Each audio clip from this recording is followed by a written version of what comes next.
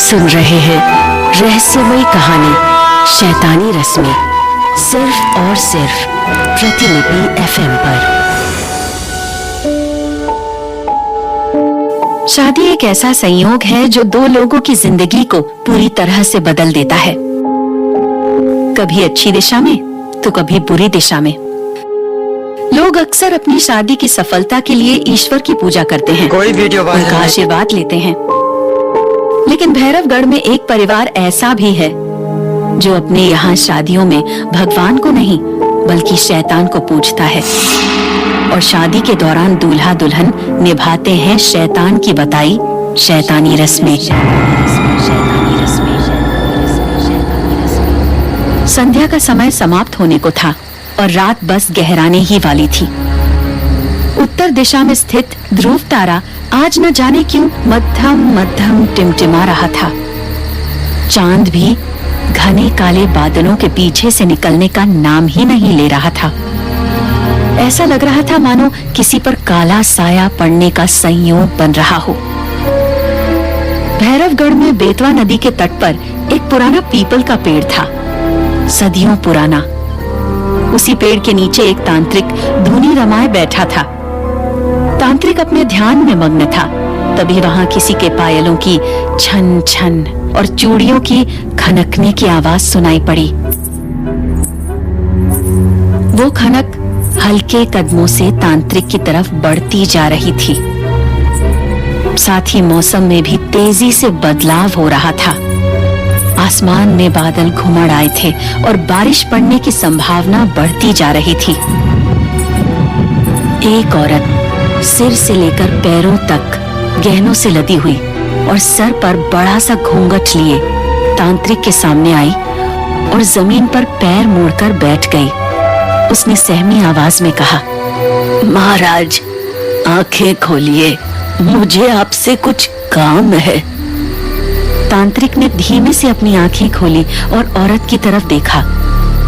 औरत दबी आवाज में बोली, खबर आई है कि वो शादी करने वाला है, क्या ये शादी सब ठीक कर देगी?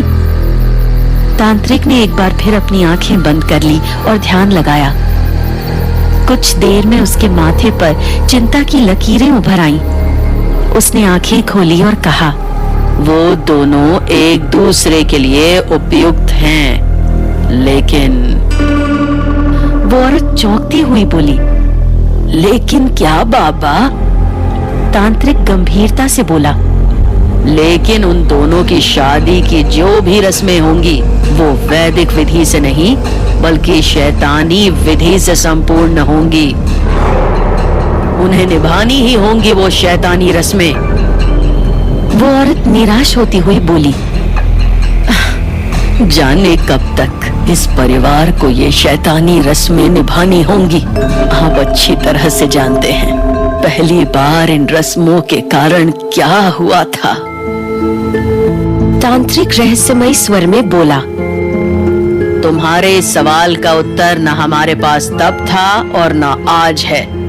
बस इतना जरूर कहूंगा कि शैतान बलि लेगा उस घर से, एक और सुहागिन की बलि। अब तुम जा सकती हो। उस औरत ने तांत्रिक को प्रणाम किया और वापस गांव की तरफ मुड़ गई। मूसलाधार बारिश भी शुरू हो चुकी थी।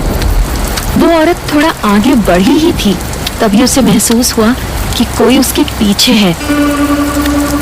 उसने मुड़ के देखा, लेकिन पीछे गहरे सन्नाटे के अलावा कुछ भी नहीं था। वो वहां से निकलने के लिए सामने घूमी तो अचानक उसे आभास हुआ कि कोई उसके सामने खड़ा है।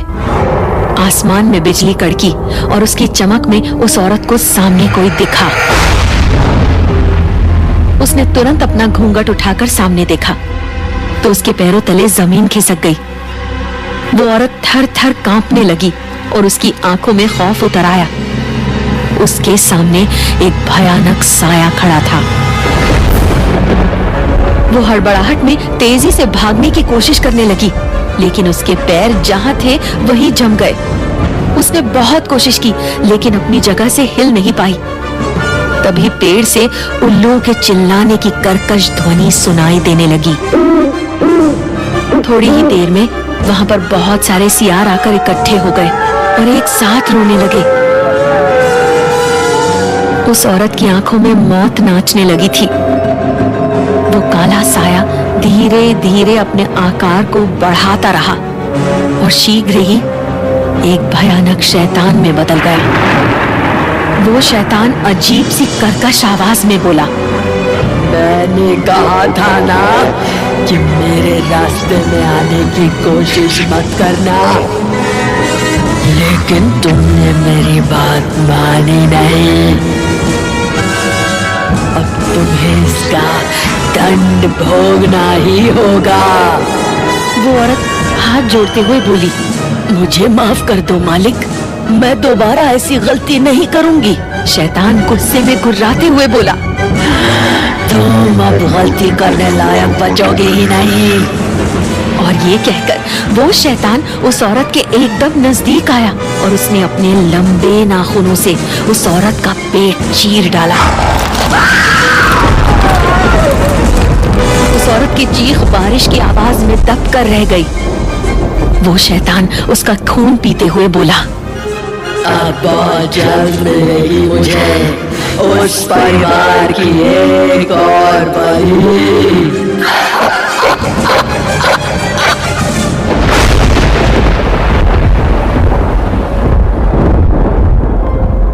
उस शैतान की खौफनाक हंसी से पूरा जंगल गूंज उठा था।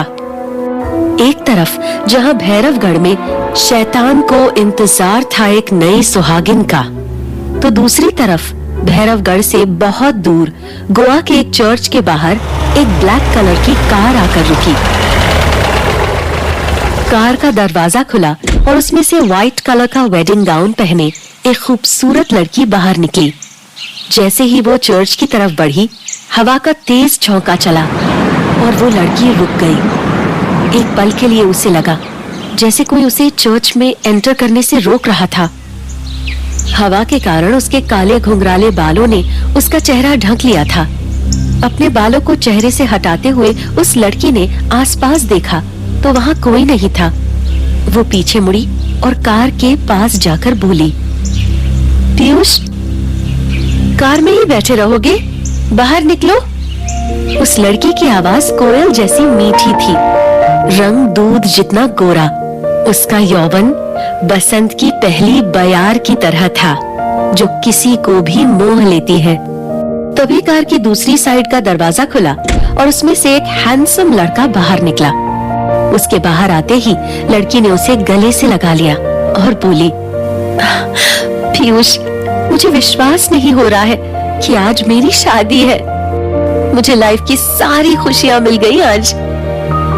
जहां लड़की बहुत खुश लग रही थी, वहीं लड़के के चेहरे को देखकर ऐसा लग रहा था कि वो शादी से खुश कम और परेशान ज्यादा है। उसके चेहरे पर एक अजीब सी घबराहट साफ नजर आ रही थी। लड़का मन ही मन बोला, निकी, मुझे नहीं पता कि इस शादी से मैं तुम्हें जीवन की सारी खुशियां दे रहा हूँ या सिर्फ अपना जीवन खुशहाल बना रहा हूँ। थोड़ी ही देर में दोनों फादर के सामने थे। फादर के कहने पर पीयूष ने निकी को रिंग पहनाई और फिर उसके होठों को चूम लिया। चर्च तालियों के शोर से गूंज उठा। निकी की आंखों से खुशी के आंसू बह निकले। पीयूष बोला, क्या हुआ? निकी पीयूष से लिपट गई और रूंधे गले से बोली, कुछ नहीं पीयूष, बस विश्वास नहीं हो रहा कि हम दोनों पति पत्नी बन चुके हैं। मैंने कभी सपने में भी नहीं सोचा था कि एक दिन मेरा भी अपना परिवार होगा। निकी की बात सुनकर पीयूष मुस्कुरा दिया, लेकिन उसके मन में काफी उथल पुथल मची हुई थी। वो मन ही मन बोला, खुश तो मैं भी बहुत हूँ तुम्हें पाकर, इसलिए तुम्हें लेकर कहीं दूर चला जाऊंगा जहां मेरे परिवार और अतीत की परछाई भी तुम पर ना पड़े। पीयूष 10 दिन पहले ही गोवा आया था और होटल की सर्विस मैनेजर निकी को अपना दिल दे बैठा। निकी भी पीयूष की जिंदा दिली के आगे अपना दिल हार बैठी थी, वरना एक अनाथ लड़की जिसका अब तक जीवन सिर्फ संघर्षों में बीता था, उसके लिए प्यार जैसे शब्दों के कोई मायने नहीं थे।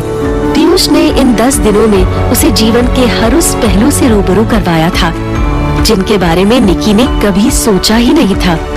निकी को उसका प्रिंस चार्मिंग मिल चुका था, लेकिन बहुत जल्द उसे ये समझ आने वाला था कि जिंदगी कोई परी कथा नहीं होती। निकी और पीयूष ने एक दूसरे का हाथ पकड़ा और वहाँ से वापस जाने के लिए एक कदम आगे बढ़ाया ही था कि तभी चर्च के मेन गेट से कुछ लोग तेजी से अंदर दाखिल हुए, जिन्हें देखकर पीयूष हैरान रह गया। वो सभी लोग विशेष किस्म की पोशाक पहने हुए थे। ऐसा लग रहा था मानो किसी रॉयल फैमिली के गार्ड्स हों। उनमें से एक अधेड़ उम्र का आदमी पीयूष के सामने आया और सर झुकाकर बोला, छोटे राजकुमार, हम आपको लेने आए हैं। निकी ने जब ये सुना तो उसे अपने कानों पर विश्वास नहीं हुआ। वो पीयूष से बोली, पीयूष, ये आदमी क्या कह रहा है? इसने तुम्हें राजकुमार कहा? पीयूष उस आदमी की तरफ देखकर बोला, भवानी सिंह, तुम यहाँ क्या कर रहे हो? भवानी सिंह बोला, राजा साहब और रानी माँ ने आप दोनों को सुरक्षित भैरवगढ़ लाने को कहा है। वो दोनों आपकी शादी की खबर सुनकर बहुत खुश है और चाहते हैं कि छोटी रानी भी भैरवगढ़ में होने वाली उन सभी रस्मों को निभाए जो कि वहाँ की हर नई दुल्हन निभाती है। रस्मों की बातें सुनते ही पीयूष का गला सूख गया। उसकी आंखों में अजीब सा डर दिखाई देने लगा। वहीं सबसे अनजान निकी पीयूष को झकझोरते हुए बोली, पीयूष, ये सब क्या है? कौन है ये लोग? और तुम्हें राजकुमार कहकर क्यों बुला रहे हैं? तभी भवानी सिंह बुलंद आवाज में बोला, क्योंकि ये है भैरवगढ़ रियासत के महाराज विक्रम सिंह गहलोत के सबसे छोटे बेटे और हमारी प्रजा के चहेते हमारे छोटे राजकुमार पीयूष सिंह गहलोत। निकी ने ये सुना तो उसके होश उड़ गए। उसने उत्सुकतावश पीयूष की तरफ देखा तो उसने भी सहमति में अपना सर हिला दिया। निकी हैरानी भरी आवाज में बोली, तुमने मुझसे झूठ बोला पीयूष? मैंने तुमसे कोई झूठ नहीं बोला निकी, पर तुमने मुझे अपने राजकुमार होने की बात भी तो नहीं बताई। निकी भड़कते हुए बोली, हाँ, क्योंकि मुझे डर था कि मेरी सच्चाई जानने के बाद शायद तुम मुझसे प्यार ना करो। निकी को ये सब सपना ही लग रहा था। तभी पीयूष भवानी सिंह से बोला, तुम जा सकते हो और पिताजी से कह देना मैं भैरवगढ़ नहीं आऊंगा और यही मेरा आखिरी फैसला है। भवानी सिंह जानता था कि पीयूष अपनी बात का पक्का है। वो वापस जाने के लिए मुड़ा ही था कि तभी निकी की आवाज गूंजी, रुको रुको। भवानी सिंह और उसके आदमी अचंभे में पीछे मुड़े। निकी गंभीर आवाज में बोली, मैं और पीयूष आपके साथ भैरवगढ़ चलेंगे। ये सुन पीयूष चौंकते हुए बोला, ये क्या कह रही हो तुम निकी? बचपन से ही मैं प्यार के लिए तरसी हूँ पीयूष, और आज जब मुझे तुम्हारे साथ साथ परिवार का प्यार भी मिलने जा रहा है तो मैं इसे खोना नहीं चाहती। मैं भी हर नई दुल्हन की तरह शादी की सभी रस्में निभाना चाहती हूँ, परिवार वालों का दिल जीतना चाहती हूँ। ये सब इतना आसान नहीं है निकी। पीयूष लगभग कांपती आवाज में बोला, हाँ, लेकिन जब आपको कोई सबसे ज्यादा प्यार करने वाला मिल जाता है तो उसके साथ से आप मुश्किल से मुश्किल काम भी आसानी से पूरा कर लेते हैं। निकी की आंखों में दृढ़ निश्चय था, तो वहीं पीयूष की आंखों में डर के भाव। वो मन ही मन बोला, निकी, तुम नहीं जानती जिन रस्मों को तुम्हें भैरवगढ़ में निभाना पड़ेगा वो तुमसे तुम्हारा वजूद तक छीन लेंगी। जहाँ निकी के चेहरे पे संतोष और खुशी थी, वहीं पीयूष के चेहरे पे चिंता के बादल मंडरा रहे थे। और इन सबसे अलग भवानी सिंह अपने फोन पे एक मैसेज टाइप कर रहा था, वो दोनों भैरवगढ़ आ रहे हैं, आप रस्मों की तैयारी शुरू कीजिए। भवानी सिंह के चेहरे पर एक रहस्यमयी मुस्कान थी। आखिर ऐसा क्या है भैरवगढ़ में निभाई जाने वाली रस्मों में जो पीयूष निकी को भैरवगढ़ नहीं लेकर जाना चाहता? आखिर क्या है भैरवगढ़ की शैतानी रस्मों का राज? क्या निकी शैतानी रस्में निभा पाएगी? क्या होने वाला है निकी के साथ? जानने के लिए सुनिए शैतानी रस्में।